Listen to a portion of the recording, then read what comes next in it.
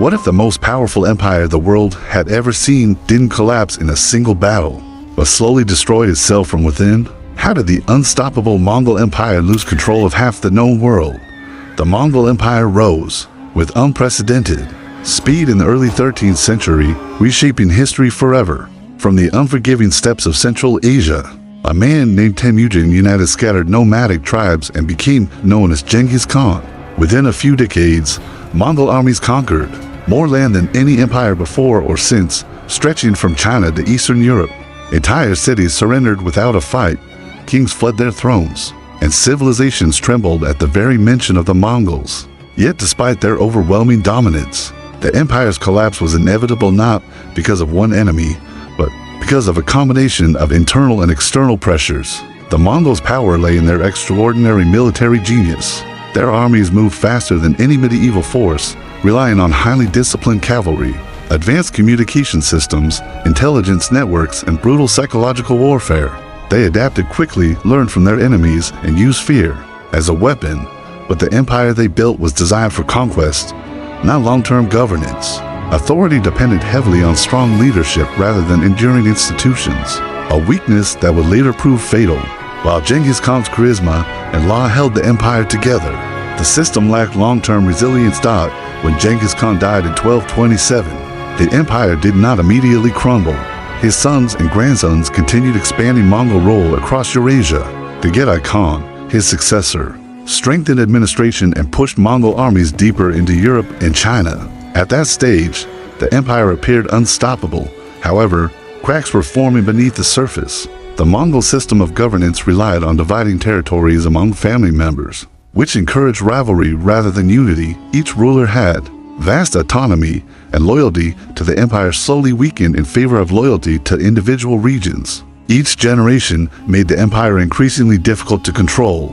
Mongol princes ruled territories almost independently, collecting taxes, raising armies, and making decisions without consulting central authority. While maps still depicted a united empire, in reality, it was already drifting apart. The division of power among family members created an environment where personal ambition often clashed with imperial unity, and conflicts simmered quietly. Behind the scenes, the true breaking point came in 1259 with the death of Menki Khan. His passing triggered a violent succession struggle between his brothers, Kublai Khan and Rikbik. This civil war marked the beginning of the end for Mongol unity. Although Kublai Khan eventually emerged victorious and declared himself Great Khan, central authority was irreversibly weakened. Regional leaders gained autonomy, and the concept of a single Mongol empire began to fade. This civil war highlighted the structural vulnerability inherent in the Mongol system. Without a strong unifying leader, the empire could not maintain cohesion. The empire eventually fractured into four major khanates: the Yuan dynasty in China, the Ilkhanate in Persia, the Chagatai Khanate in Central Asia, and the Golden Horde in Russia and the Western Steppes. Each Khanate pursued its own political ambitions, adopted local customs, and developed independent administrations. Cooperation declined, rivalries increased, and Mongol factions often fought one another. The empire that had once dominated continents was now divided, with former allies frequently becoming enemies. Administrative challenges further accelerated the decline. The Mongols were exceptional warriors, but inexperienced rulers of settled populations. Governing cities, managing agriculture, and collecting taxes required complex bureaucracies borrowed from conquered civilizations. Over time, Mongol rulers relied heavily on local officials, reducing central oversight. Corruption spread, weakening governance and eroding public trust across the empire. Local governors often exploited their positions for personal gain, further destabilizing regions far from the capital. Economic strain was another critical factor. The Mongol economy relied heavily on conquest, tribute, and trade. As expansion slowed, the influx of new wealth declined. Maintaining large armies and communication networks across vast distances became extremely expensive. Heavy taxation placed enormous pressure on farmers and merchants, fueling resentment and rebellion. Trade routes remained active under the Pax Mongolica, but insecurity and mismanagement gradually reduced their effectiveness, making it harder for the empire to sustain its military dominance. Military superiority, once the backbone of Mongol dominance, also began to fade. Early victories relied on disciplined cavalry, rapid movement, and adaptable strategies, as Mongol rulers settled into cities and embraced sedentary lifestyles. Their armies lost mobility and cohesion. Local troops replaced traditional steppe warriors, weakening military identity. Simultaneously, rival states adapted to Mongol tactics, building stronger fortifications and adopting early gunpowder technology. Mongol invincibility, once unquestioned, began to erode. In China, resistance against the Yuan dynasty intensified. Native populations resented foreign domination, economic hardship, and social discrimination. Natural disasters, including floods and famine, worsened unrest. Peasant uprisings spread across the countryside, most notably the Red Turban Rebellion. These revolts drained Mongol resources and shattered authority. In 1368, rebel forces captured the capital and established the Ming dynasty, permanently ending Mongol rule in China. This event marked one of the first major collapses of a Mongol Khanate due to combined social, economic, and political pressures. The Ilkhanate in Persia faced similar instability, internal power struggles, weak leadership, and economic decline led to its collapse in the mid-14th century. Without strong central authority, the region fragmented into smaller rival states, making unified control impossible.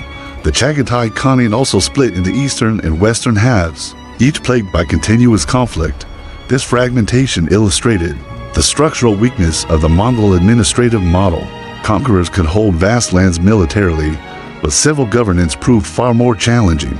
The Golden Horde initially remained dominant, controlling Russian territories and key trade routes. However, succession disputes and economic decline weakened its influence. The rise of Moscow further challenged Mongol authority. By the late 15th century, the Golden Horde had fragmented into smaller khanates, losing dominance over Eastern Europe. Internal division, coupled with rising local powers, eroded Mongol influence across the western steppes. One of the most devastating factors in Mongol decline was the Black Death. The empire's vast trade networks allowed disease to spread rapidly across continents. In the mid-14th century, plague killed millions from East Asia to Europe. Entire cities were emptied, economies collapsed, and military recruitment suffered. The pandemic weakened all Mongol states simultaneously, accelerating decline and demonstrating how interconnected the empire had become, making it vulnerable to global crises. Cultural transformation also played a major role. Early Mongol rulers shared a strong nomadic identity and strict legal code emphasizing unity and discipline. Later generations were raised in luxurious courts, adopted local languages, and embraced regional customs. Over time, the shared Mongol identity faded and loyalty shifted from empire to region. This cultural assimilation diluted the martial traditions and cohesion that had originally propelled the Mongols to greatness. Succession disputes repeatedly destabilized Mongol rule. Leadership often depended on elite consensus rather than fixed inheritance laws. Each ruler's death triggered power struggles that drained resources and encouraged rebellion. These conflicts became more frequent and destructive with each generation, weakening the empire from within and eroding the perception of Mongol invincibility. Environmental changes further undermined the empire. Climate shifts affected pasturance, critical to nomadic life. Reduced grazing weakened traditional cavalry forces and forced greater reliance on settled economies, eroding the military culture that had fueled Mongol conquest for decades. Changing weather patterns directly affected the economic and social foundations of Mongol society. Compounding other pressures, the Mongol Empire did not fall because of a single enemy or battle. Its decline was the result of internal division, overextension, economic strain, cultural assimilation, disease, and shifting global conditions. Its vast size, once a strength, became a liability. Communication slowed, authority weakened, and unity dissolved across the empire, leaving successor states to fend for themselves.